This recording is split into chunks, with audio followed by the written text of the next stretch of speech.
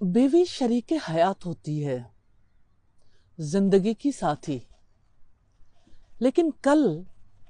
بیوی کو یہ حق حاصل نہیں تھا جب اللہ کے رسول صلی اللہ علیہ وسلم نے عورت کو اپنے لیے سب سے زیادہ پسندیدہ چیزوں میں شمار کروایا۔ تمہاری دنیا سے مجھے دو ہی چیزیں محبوب ہیں، عورت اور خوشبو، اور نماز کو میری آنکھوں کی ٹھنڈک بنا دیا گیا۔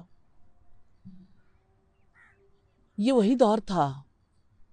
جب عورت کو جینے کا حق نہیں تھا، تعلیم کا حق نہیں تھا، وراثت کا حق نہیں تھا،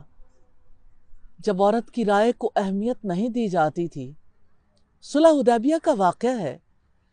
جب نبی صلی اللہ علیہ وسلم صحابہ کرام کو یہ کہتے ہیں کہ اب